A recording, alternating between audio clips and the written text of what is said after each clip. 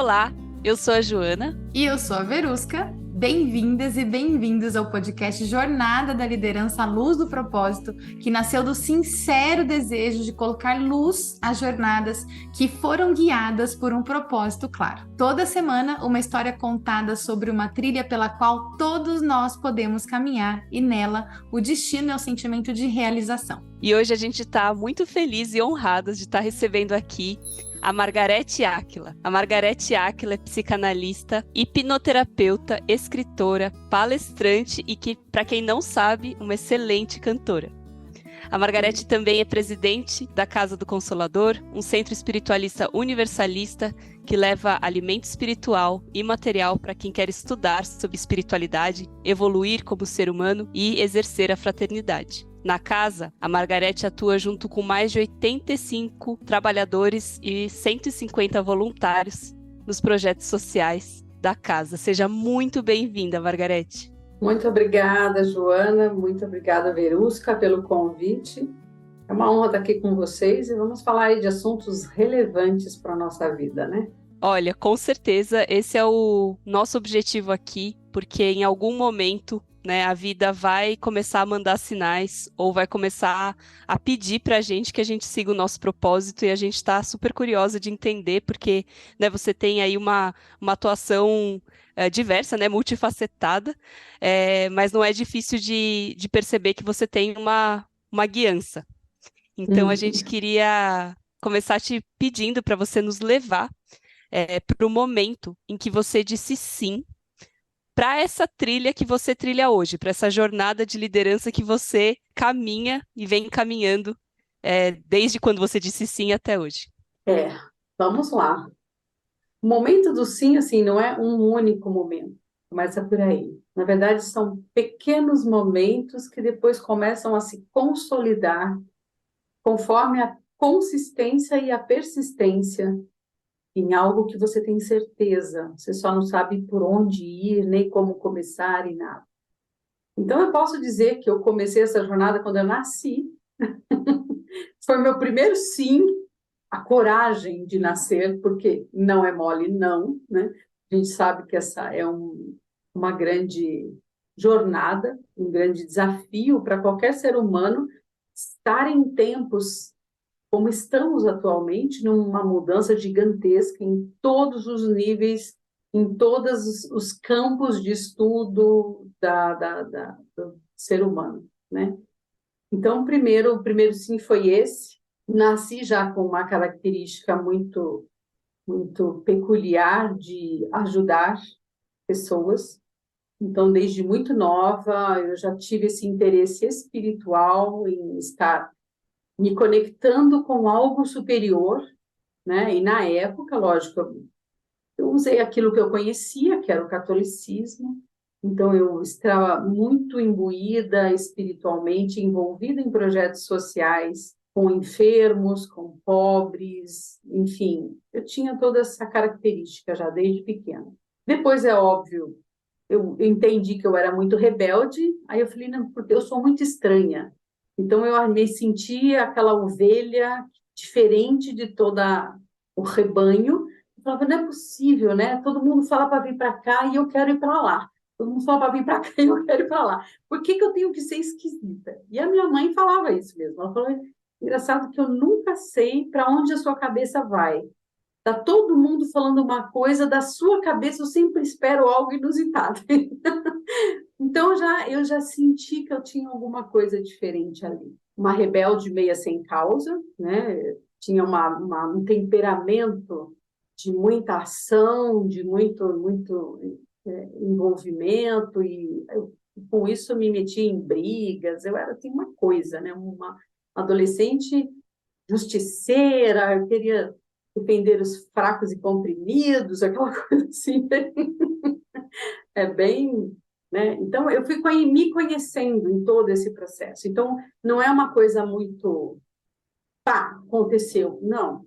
Eu vim notando características em mim, que hoje a gente chama de índigo, né? Crianças índigo, que são aquelas rebeldes mesmo, que têm muita energia, muita ideia, muita criatividade e normalmente sai do padrão. Não responde às mesmas normas sociais, educativas, econômicas. As ideias sempre. Então, eu já entendi que ali foi um sim, como já vindo já com a ideia de mudar algo. Depois de crises existenciais, eu fui conhecer a doutrina espírita, que me abriu demais o leque espiritual, do que fazer sentido, por que que eu estou aqui agora, né?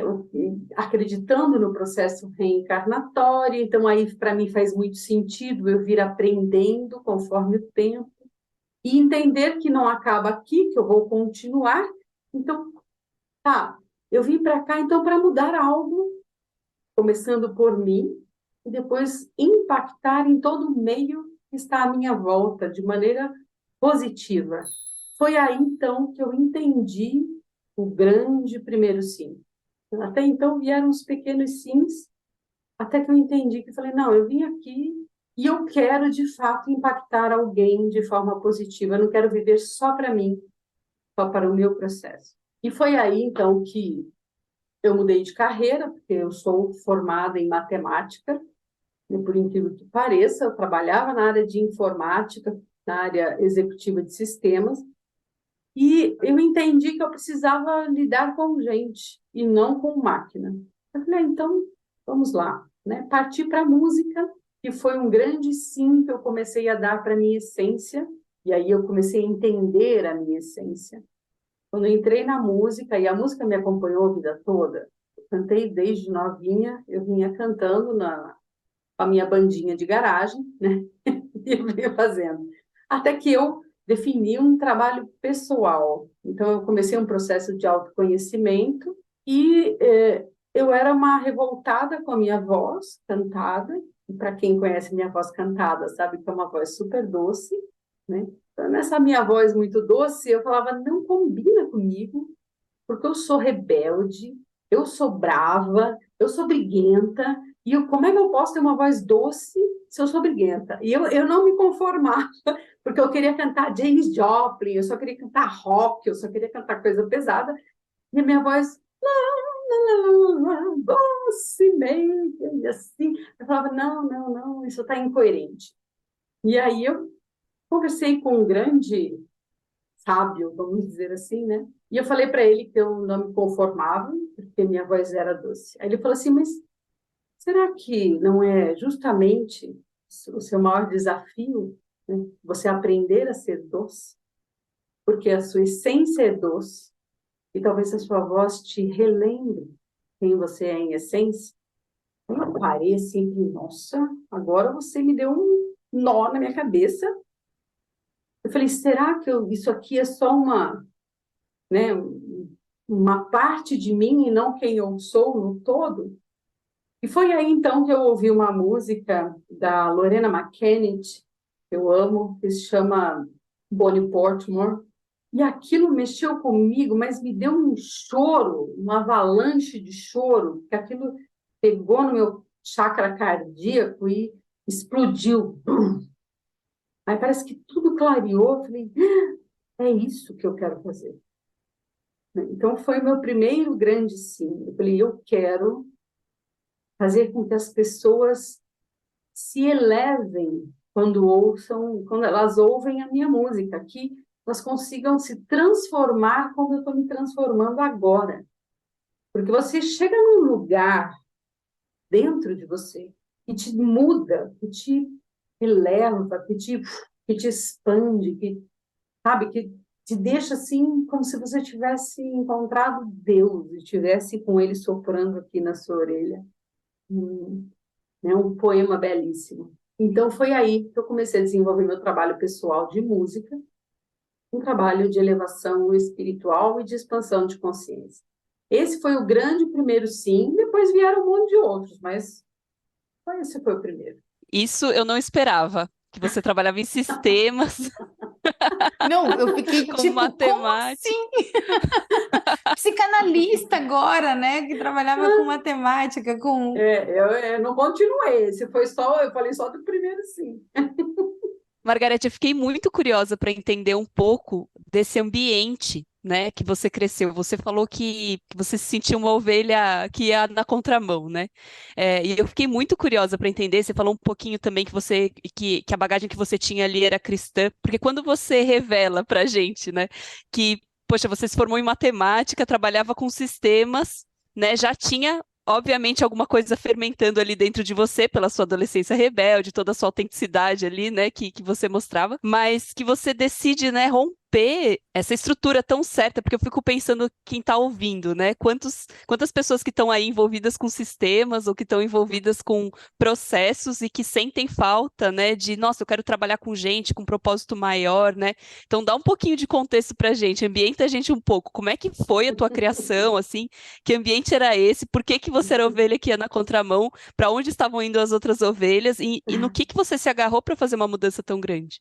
Veja bem, o meu pai, ele como um pai muito bom, ele realmente foi um grande homem, mas ele falava para mim, Margareth, você tem que ganhar dinheiro. Quando você se formar, você tem que ganhar dinheiro, porque eu queria fazer música, inicialmente. Aí ele falou, não, música não dá dinheiro, não. Você vai fazer alguma coisa que te dê dinheiro. Então, ele, é lógico, é o que ele precisou aprender na vida, era se sentir seguro. Então, eu fui fazer matemática, porque, veja bem, eu me dou bem nas duas áreas. Eu me dou bem na área exatas e eu me dou bem na área humanas. Então, a minha mente ela é multifacetada nesse sentido de se dar bem em várias áreas. Não é uma coisa muito focada. São tipos de inteligências diferentes. Tem pessoas que vêm com uma inteligência focada. Então, por exemplo, o pai da minha filha, ele veio para ser músico, ponto, acabou. Ele não sabe trocar lâmpada, mas ele faz um arranjo para uma orquestra que é uma coisa belíssima. Então, tem gente que nasceu com uma inteligência extremamente focada, técnica, que é aquilo ali. Eu não, eu nasci com inteligências afloradas em vários níveis. E isso é um problema, porque quando vai definir propósito com pessoas que se dá bem em todas as áreas, ela fica totalmente confusa. Meu Deus, para onde eu vou? Eu gosto disso, eu gosto de, sei lá, de oceanografia e ao mesmo tempo de física. Então, meu Deus, para onde eu vou? Então, tem gente que tem essa mente que consegue abrir esse leque, então fica mais confuso ainda. Bom, enfim, o meu primeiro grande critério foi ganhar dinheiro, então eu me formei, me dei muito bem na área, fiquei 12 anos na área, então, assim, na época, eu fui, assim, uma das pioneiras na época da microinformática. Então, primeiro, não faltava emprego, segundo, não faltava dinheiro, você ganhava muito bem. Então, eu me dei super bem, mas eu entrei num processo depressivo nisso daí. Porque aquilo que eu falei, eu já vinha uma ovelha estranha e aquilo era a minha essência. Eu queria, de alguma maneira, impactar o meu meio. E isso entrava em melhorar a vida das pessoas, entrava na espiritualidade, ou seja, de levar, né, as pessoas para um lugar melhor. E a informática não necessariamente faria isso, né? Na minha área de sistemas não fazia. E aí eu comecei a sentir essa falta, vai começando a dar um vazio dentro de você, que você fala, meu Deus, ok, eu gosto disso, mas não alguma coisa, né? Cadê eu aqui? Cadê eu? Então eu fui me buscando e quando eu entrei no processo depressivo foi que eu entendi que eu tinha me afastado demais da minha essência, que era essa essência, entre aspas, rebelde, que hoje eu já não chamaria mais de rebelde, mas que eu chamaria de alguém que quer modificar algo, quer fazer algo, quer deixar um rastro legal por onde passar. E foi aí, então, que eu comecei a entrar sair da caixinha, né? Porque a gente chama isso mesmo. Você sai da caixa e fala assim, ok, eu aceito ser esquisita. Eu vou ser esquisita. Então, foi isso que eu fiz. E é muito bom te ouvir, assim, inclusive sobre esse ser esquisito. Eu queria que você falasse um pouquinho mais sobre esse ser esquisito, né? Porque Eu me identifico demais com tudo que você está dizendo. A minha médica, inclusive, ela me diz assim, quando eu dizia que eu era a ovelha negra da família, ela me falava, não, Vedusca, você é a ovelha dourada, não negra. É, é. É muito bom ouvir, né, como você traz isso, Margarete, mas assim, o que que é ser esquisito, né?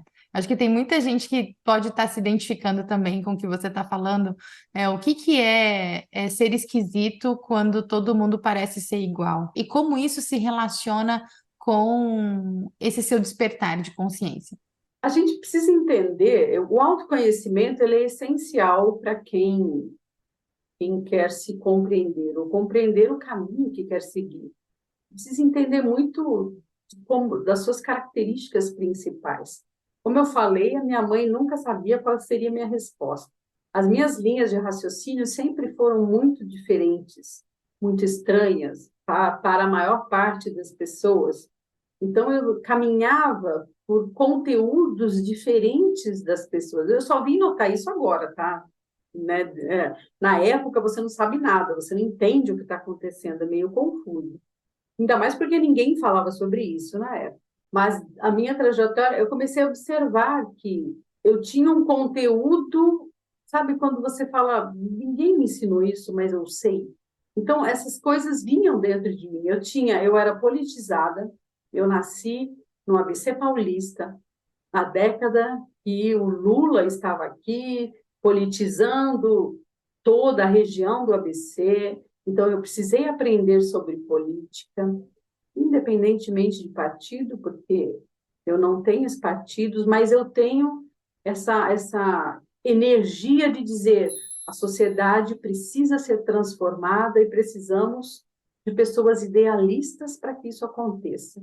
Então, eu nasci num meio idealista, né? Começou aí, borbulhava no ABC todo esse processo de direitos humanos, de igualdade, de fraternidade. Então, isso foi um meio muito rico que me formou, graças a Deus me formou, e formou quem eu sou hoje. A espiritualidade que eu já vim prontinha para ela, né? Então, eu tenho um conteúdo espiritual, porque eu sempre estudei várias linhas, por isso ser muito universalista. Então, hoje as pessoas falam, que escola você fez? Eu falo, minha filha, a escola que eu fiz, sei lá, é uma escola estranha. Uma vez eu dei um congresso na Bahia, e eu falei todos os meus conceitos de psicanálise, de autoconhecimento e de não sei o quê. A pessoa falou assim, quais são as suas referências, seus livros? E eu falei, agora você pegou pesado, porque eu não sei. É tanto, foram tantas linhas que eu fui buscando que aquilo que hoje eu acredito é a soma de muita coisa. Então, você já vem com características. Eu vim com a característica espiritual, com a característica política, social, extremamente forte. Junto esses três é uma bomba para quem quer transformar o mundo, né? Porque aí eu comecei a ver uma linha, por exemplo, o Dr. Norbert Kepp foi meu primeiro professor de psicanálise. Por que eu me apaixonei por ele e pela psicanálise? Porque ele fala da doença social. Porque aqui o capitalismo selvagem é uma doença do ser humano. E como que a gente pode sanar uma economia doente como a que nós temos? Então, toda a minha visão de economia é tudo estranha. Isso é pensar estranho, é ser esquisito. Se você perguntar para mim sobre bolsa de valores, eu sou capaz vão até cuspir em mim quando eu falar a respeito, porque eu tenho uma visão totalmente diferente da doença que é o sistema financeiro atual. E falando em termos de doença psíquica mesmo, de criar neuroses, criar neuróticos, criar pessoas doentes, emocionalmente doentes, e na alma em especial, né? Então, esse é o ser esquisito. Eu tive lógicas muito diferentes de processar informações e processar conteúdos que me levam a ser o que eu sou. Na primeira aula que eu tive de financeira da minha faculdade de matemática, quando o professor começou a falar sobre juros, Eu falei, quem foi o imbecil que criou esse conceito? Eu quero saber, porque eu vou mandar para o inferno. Então, o professor olhou assim para mim, que é isso, menina? Eu falei, nossa, pode ser um imbecil que criou isso, porque não existe lógica para isso, né? E aí eu pus a aula abaixo, porque aí foi uma briga de discussão filosófica, econômica e espiritual de todo um processo matemático. Então, isso é ser esquisito, entendeu? É uma lógica diferente, mas com conteúdo baseado em filosofia, espiritualidade, política, fraternidade, igualdade, tudo isso aí, entendeu? Eu já queria sublinhar uma frase que você deixou no início da conversa, que é: eu queria cuidar ou ser útil para as pessoas, ou transformar, ou ajudar a transformar a vida das pessoas, não só o meu processo, né? Você usou essa frase. E isso em si já é uma meta que vai levar você a questionar completamente, né, todas as ciências. Né, todas as Uhum. ciências, todo o status quo da humanidade, porque basicamente a humanidade está dentro ainda da cultura do egoísmo, né, da individualidade, né. Claro que a gente sabe que o amor está presente na humanidade, que a gente consegue sim exercer a fraternidade, é uma decisão, mas se a gente olha o sistema social, né, que a gente foi educado e que a gente exerce, a prevalência da individualidade é bastante alta. Então, você sendo uma pessoa que já vem com o chip de querer transformar não só o seu processo, né, o seu aprendizado, mas também impactar o processo dos outros, com certeza vai ser vai ser outra lógica, né, que você vai trazer É. para a cultura. Margarete, conta um pouco para a gente, então, o que que acontece depois que você diz sim para essa mudança. Então tá, então você começou, né, a se encontrar ali na tua própria voz, né, na música, começa a fazer um processo mais profundo de autoconhecimento. O que começa a acontecer e como essa lente do ajudar ao próximo, ou de transformar, ou do cuidar das outras pessoas, foi uma âncora para as tuas decisões? Quando eu disse esse meu grande primeiro sim, a primeira coisa que você sente é o bolso esvaziar. Então, foi fantástico, né? Mas eu, como uma boa aquariana, na época eu tinha uma bebê, minha filha era pequena, e eu decidi que eu ia realmente mudar. Eu falei, bom, mas eu não posso mudar do nada, eu tenho uma filha pequena e eu preciso sustentar essa filha. Então, tinha uma casa, enfim, eu tinha minhas responsabilidades. Então, eu planejei uma mudança, uma transição de profissão. Planejei poupando, investindo, e eu investi na época em construir uma casa, né, na minha casa, e fui pesquisando na área que eu queria atuar, aonde é que eu poderia ter meu dinheiro e etc. Então, eu fiz cursos, me especializei, né? E fui buscando no mercado, fazendo todo um estudo de mercado, onde eu poderia atuar, por exemplo, com a música. Então, eu fui procurar projetos públicos, projetos de prefeituras, projetos do governo, enfim, bares. Eu falei, bom, vamos lá, quero saber o que é isso, vamos abrir esse leque. E então, quando eu saí 2 anos depois, eu já saí com contratos assinados, eu já saí com um repertório montado, ensaiado, já saí com um monte de coisas prontas. E então eu fui fazendo essa transição vagarosamente, até que você começa a se estabilizar de novo, e etc. Mas deu 2 anos depois que eu estava na música, foi que surgiu, eu vou fazer meu trabalho solo. Então foi aí todo esse processo de autoconhecimento que eu fui fazendo em mais 2 anos de pesquisa para saber o que eu queria cantar e o que queria causar em quem me ouvisse. Foi aí, então, o processo de entender a minha voz, o que ela causava. Eu via que quando eu cantava, as pessoas abriam a boca, dormiam, relaxavam. Eu falei, meu Deus, eu quero acordar todo mundo e todo mundo dorme, né? Então, foi aí todo aquele processo, né, de autoaceitação e de ver que, de fato, a minha voz seria a minha redenção. Então, olha, começou com um processo pessoal para refletir no outro, né, o impacto que eu causava no outro. E aí eu falei, ok, então vamos dar vazão para essa essência. Aí eu gravei meu primeiro CD e aí começou todo um processo. Falei, mas ainda não é suficiente. Foi aí, então, que eu comecei a entrar na psicanálise. Porque a psicanálise me ensinou, eu falei, bom, se eu quero alterar o estado das pessoas, eu preciso entender como é que a gente chega num estado de consciência, isso que eu quero dizer. Como é que a pessoa chega lá? Como é que eu mudo o comportamento? Como é que eu mudo o sentimento dessas pessoas? Como é que eu faço uma pessoa triste ter esperança, voltar, né? Então, aí começou todo um processo de mexer em comportamentos, em emoções, em estados de consciência. Foi aí que a psicanálise entrou, e entrou pesado para ficar. Porque aí eu falei, meu Deus, é isso! Eu não consigo agora viver sem o outro e o outro sem o um, porque um está totalmente, intrinsecamente ligado. Estados de consciência. A música consegue isso, a terapia consegue isso, a meditação consegue isso.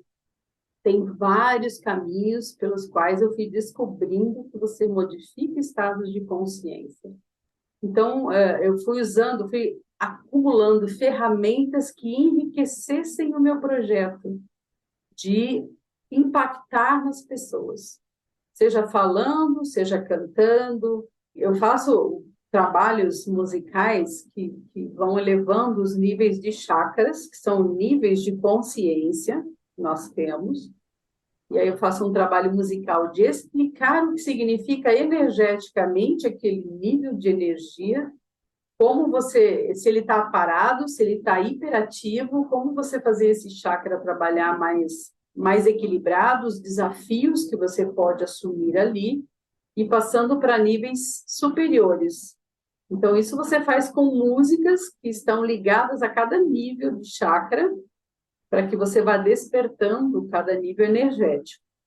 Porque é uma outra forma de ver a expansão da consciência por níveis energéticos, né? Então, você vai expandindo em níveis do ego, até você chegar em níveis mais de alta expansão de consciência. Então, o trabalho da psicanálise com a música faz isso, ele trabalha nesses níveis de estados de consciência, que é onde eu mais foco o meu trabalho mesmo, de expansão, né? Está ligado a isso. Maravilhoso. E aí eu queria fazer uma pergunta que está debaixo da superfície dessa sua vontade de impactar as pessoas, que é o que que você sente quando você impacta as pessoas? O que que você sente quando você percebe, né, que você facilitou essa mudança de estado de consciência? Que sensação é essa que você está buscando na sua liderança? É a sensação de plenitude. Porque quando a gente fala, eu tenho prazer em fazer alguma coisa, né, é uma coisa, mas quando você tem satisfação em fazer alguma coisa, é outra.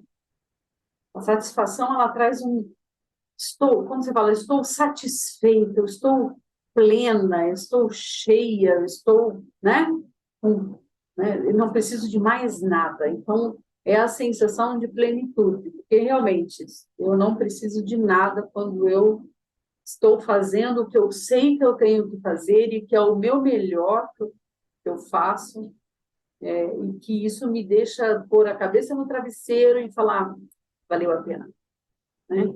Valeu a pena todo esforço, todo estudo, valeu a pena eu acreditar, porque antes de mais nada a gente tem que acreditar naquilo que a gente está fazendo, nem que a gente não tenha clareza, porque as pessoas querem clareza, sabe? Muita gente que me procura fala assim, mas eu não tenho certeza, eu acho que é isso, eu acho que...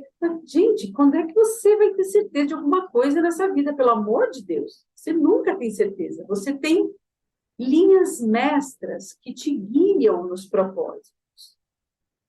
Linhas mestras, eu chamo de fio-guia, são fio-guias que mais ou menos vão te dando a dica dos caminhos que você tem que percorrer.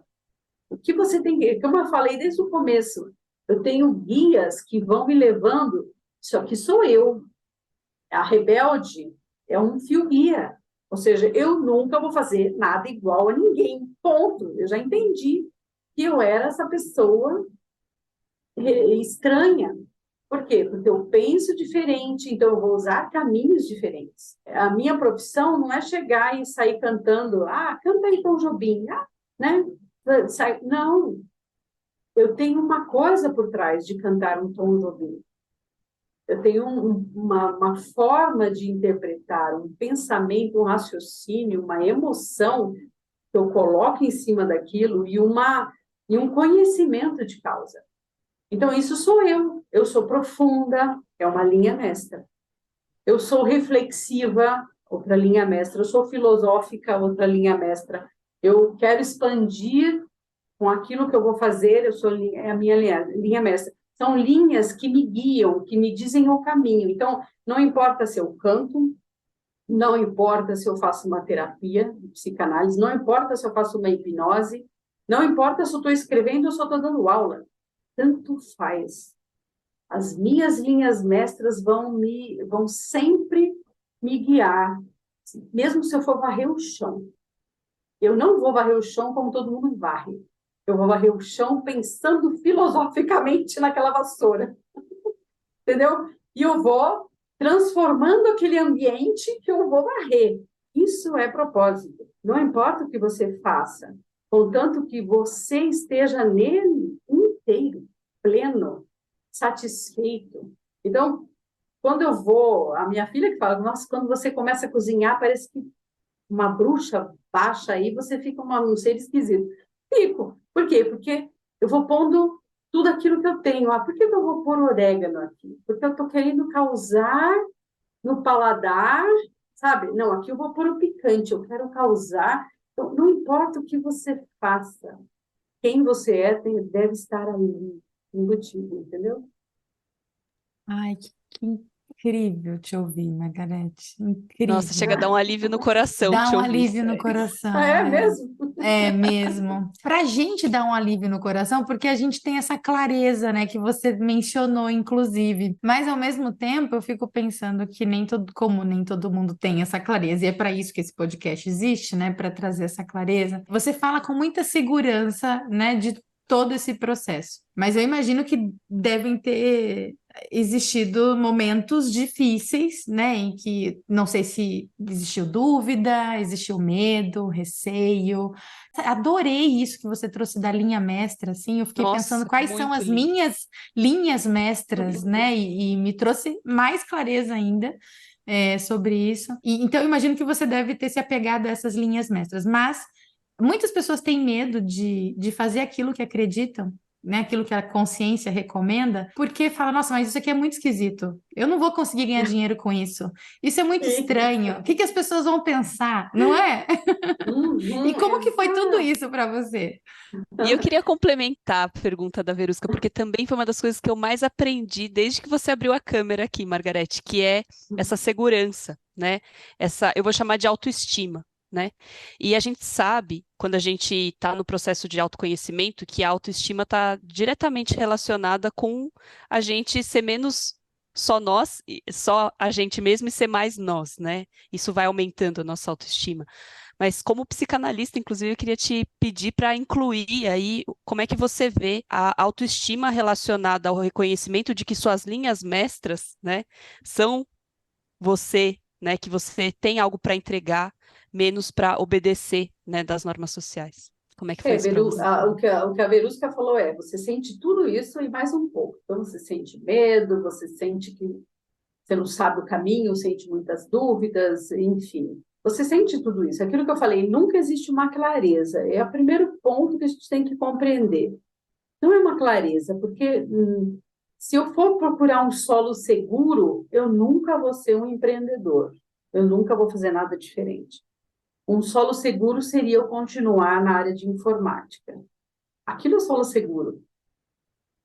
Mas eu entendi que aquilo ia me ferir profundamente como pessoa, como ser. Então, quando eu defini, e hoje eu entendo e consigo interpretar, eu, na verdade, embora eu fosse, como eu falei, eu planejei a minha transição, né? Principalmente quando ela foi mais impactante, que foi a primeira transição de profissão. Eu planejei a minha transição, embora isso tenha me trazido muita diferença de dinheiro, né, de recebimento, até que consegui me estabilizar de novo. Então, eu planejei, mas eu não deixei com que isso fosse a linha principal. Eu nunca deixei com que o dinheiro me desse a ordem, ou seja, eu fosse escrava dele e não ele a meu serviço. Então, eu planejava, eu fazia, mas eu estava aberta para o processo. Tem muita gente que fala, não, eu só saio se eu tiver muita segurança. Eu só saio se eu manter o status quo, se eu manter o meu nível de vida. Ah, filho, então esquece. Vamos falar sério, é melhor você ficar no campo seguro. Tá? Então, quem quer viver de um propósito não pode única e exclusivamente ter como critérios principais o salário, né? Começa por aí. Você tem que estar aberto e sujeito a um momento, como eu falei, eu fiquei investindo 2 anos, né, para que eu pudesse sair e não estar com uma mão na frente e outra atrás. Eu fui pensando muito bem como eu ia fazer as coisas. E é lógico que eu me abri a ter menos gastos, eu me abri, né, inicialmente a perder o status quo, a perder um nível de vida X que eu estava acostumada, minhas roupas caras tinham ido para o beleléu, enfim, eu fui me abrindo para o processo, né? Então, a primeira coisa, seu critério número 1 não é manter o seu estado de vida, pelo menos inicialmente. Mas a pessoa tem que entender que não vai ter clareza, que vai ter que estar aberta a não ter critérios de manter o seu estado, pelo menos inicialmente, ela tem que estar aberta se a coisa não ficar do jeito que você planeja, né? Terceiro, deve ser muito bem planejado, porque uma transição de carreira nunca é simples, você começa praticamente do zero. Então, ele deve ser planejado com calma, estudado, a pessoa deve se especializar, Eu fazia muita coisa em paralelo, então, eu trabalhava de dia, quando era de noite, eu ia cantar. No final de semana, eu ia fazer um show. Por quê? Porque eu estava experimentando, eu já queria sentir como é que era a vida real disso, como é que isso significava em termos de dinheiro, de tempo, de gasto, de como é que né, o trabalho de bastidor, enfim, todo o processo. Então, eu fui planejando. Então, assim, tem todo esse processo que você precisa analisar, né? E quando você começa a entrar no autoconhecimento, falando em autoestima para mim está muito ligada a pilares muito importantes. O primeiro deles, autoconfiança. Então, eu confio que eu vou resolver qualquer parada. Eu confio na minha cabeça. A minha cabeça me leva para onde eu quero. A minha cabeça toma boas decisões. A minha cabeça não me trai. E isso é muito difícil, às vezes, você encontrar numa pessoa. Por quê? Porque a pessoa não decide bem, é autodestrutiva, procrastinadora, sabotadora. Então, assim, como é que você vai confiar numa cabeça que não sabe tomar decisões adequadas? Não tem como. Então, a grande sustentação é, Margarete, se tudo der errado, tudo der errado, você vai confiar? Você resolve isso? Eu viro para mim e falo, confio que eu vou resolver. Se tudo der errado, você pode me botar para fazer uma faxina, que eu faço uma faxina de primeira. Entendeu? Isso é confiar que você pode ir até o fundo do poço, mas você consegue se reerguer. Se você não tem essa autoconfiança, também vai ser muito difícil você percorrer o caminho do propósito. Então, eu confio na minha capacidade de aprender.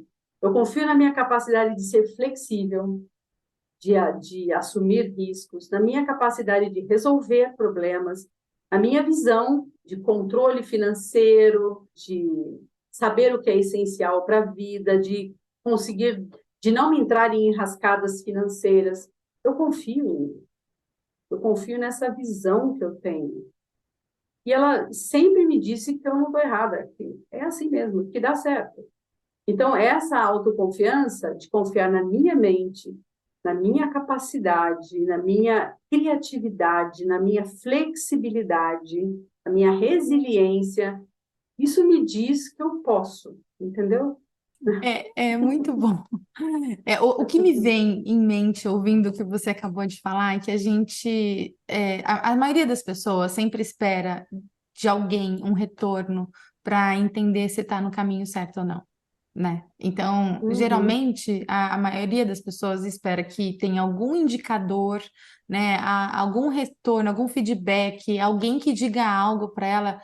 E quantas vezes a gente não pediu sinais para os céus, né, para o universo, para saber se a gente estava no caminho certo ou não, né, para saber se essa loucura que a gente estava decidindo, loucura entre aspas, né, que a gente estava decidindo fazer era realmente o nosso caminho. Teve algum momento ou alguns momentos em que você olhava para fora e entendia, isso aqui me indica que eu tô no caminho certo?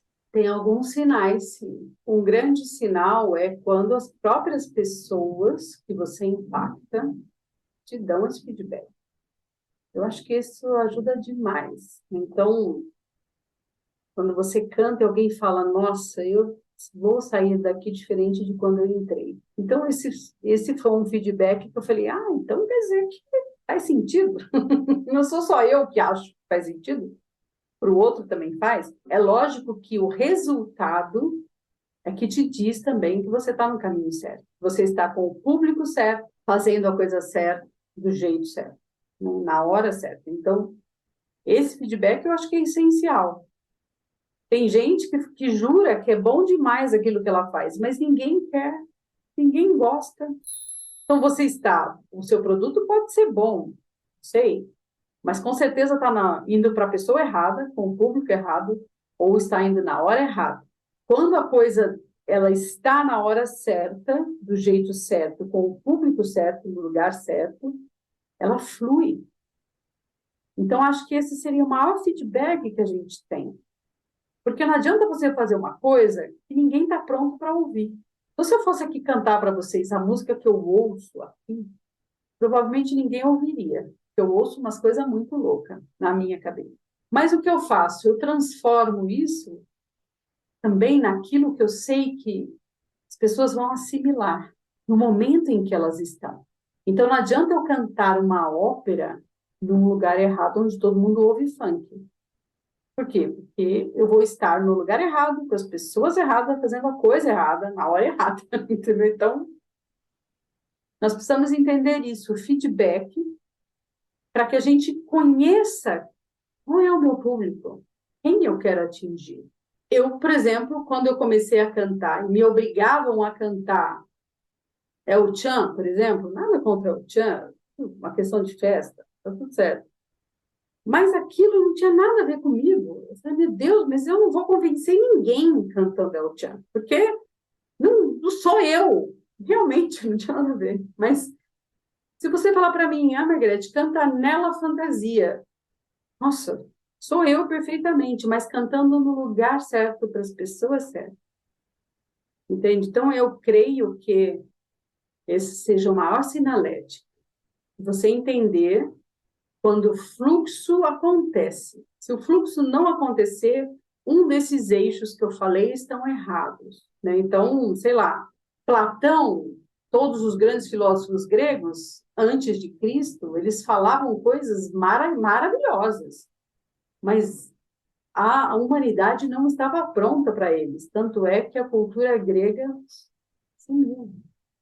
Voltou agora. Agora a gente pensa no que eles falavam lá. 2.500 anos atrás, porque agora estamos prontos para ouvir aquilo. Então, entende que é uma questão de fluxo, né? Formidável, formidável, de verdade. É muito legal, porque a gente está, né, acostumada a lidar, né, com esse processo do clareamento de propósito, justamente. E, em geral, né, as pessoas vão se perguntar o que eu tenho que fazer, né, o que eu gosto, né? E tem tantas Uhum. outras coisas para você levar em consideração, principalmente com quem. Né, com quem você quer trabalhar, porque chega um momento, né, que você sabe exatamente aquilo que você comentou mais cedo. Eu posso estar fazendo terapia, uma hipnose, cantando uma música, né? Eu sei o que tem que acontecer e quem são essas pessoas que estão dispostas a fazer isso acontecer com elas mesmas, né? E podem usar de fato o que eu tenho para entregar. Então, nossa, assim, sublinha, gente, mesmo. Tudo isso volta o podcast, ouve de novo, sublinha, porque fica parecendo que esse fluxo, que esses sinais do universo, né, são coisas abstratas demais, né? E não, né? Tem uma lógica muito clara, muito clara. É fantástico mesmo. A gente, nossa, tá adorando entender um pouco mais da sua história. Acho que essa entrevista, né, para a gente que te conhece mais nas redes sociais, Margarete, ela foi completamente surpresa para a gente, tudo que você trouxe. E Interessante. Acho que eu tô pode fazer uma super. parte 2. A gente pode fazer uma parte A gente vai ter que 2, fazer uma né? parte 2 Eu sobre todo, acho. todo o trabalho social e todos os projetos que É. você toca também, mas a gente sempre gosta de pedir para você nos levar para um outro momento. O momento, você disse, né? Tem coisas que eu ouço aqui que, nossa, vocês não fazem ideia, né? E acho que agora a gente quer saber o momento em que você vê a sua visão, porque você foi uma exímia líder de uma visão desde criança, né? Você queria impactar e foi fazendo as modificações na tua liderança, nas tuas habilidades ou aprimorando as tuas habilidades para isso acontecer e hoje, né? Enfim, tudo que você atua. Se você pegar essa visão e levar para o máximo dessa visão, você conseguiu realmente colocar essa visão no mundo ou na comunidade que você atua, o que que você vê, né? Se a gente pudesse pegar a visão da Margarete de elevação de consciência, de elevação energética das pessoas, do uso da psicanálise, da música, do exercício da fraternidade, que sociedade, que mundo você vê? É, a gente sempre tem uma visão de futuro muito grande quando se tem um propósito, né? Eu acho que, se eu tivesse que resumir, seria numa experiência que eu tive, num processo alterado de consciência que eu vivenciei. Eu lembro que um ser falava assim para mim, ele me mostrou uma criança em estado de inanição. Tá chovendo.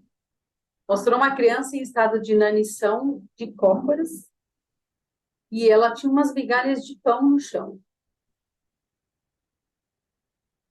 E ela comia aquelas migalhas. E eu, quando eu vi, eu comecei a chorar. E aí, esse ser que estava comigo falava assim: você consegue. E aí, ele fazia um gesto na minha cabeça, que a gente chama dos extraterrestres de hegelianos. Fazia esse gesto aqui. Aí ele falou: você falava assim, você consegue saber o que essa criança está pensando e sentindo, não é? Aí eu chorando, eu falava assim: eu sei exatamente o que ela está sentindo. Aí ele falou: muito bem. Quando você olha para ela e ela percebe que você a reconhece, sabe o que ela sente, respeita isso, você já conseguiu trazer esse ser para dentro do seu coração. Ele se sente amado, respeitado, reconhecido. Ela falou: essa é a primeira etapa. A segunda é quando você canta, e você sempre fala muitas vezes no palco. Quando eu canto, eu sinto Deus sussurrando no meu ouvido. E ele falou: a segunda etapa é essa. Você pega esse ser sofrido e dolorido e eleva até Deus. E aí ele se sente no colo de Deus. E eu nunca vou me esquecer disso, porque isso me deu absoluta certeza que fosse qualquer coisa que eu fizesse, eu tinha que ter essas duas etapas.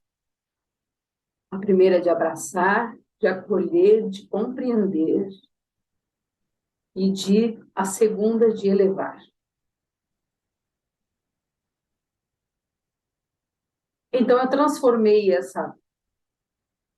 esses conceitos em algo prático. Como é que eu poderia fazer isso na prática? Então, para mim, se eu tivesse que resumir, essa seria a imagem que eu resumiria. Uau! Nossa, sim. Muita gratidão Né? pela tua rebeldia de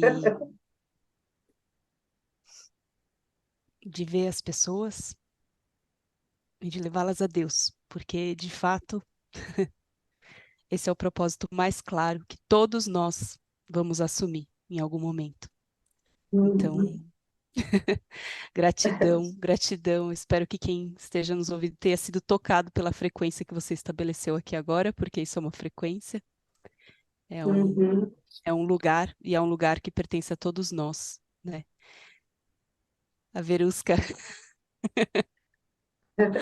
assim, fala direto, né, Vê, com... Nossa, é que a gente troca muito, Margarete, eu e a Verusca, muito, muito mesmo. É. E acho que fala diretamente com o Nossa, coração eu da tô Verusca e sem tudo que ela tá palavras, fazendo. assim, tô muito tocada É. mesmo.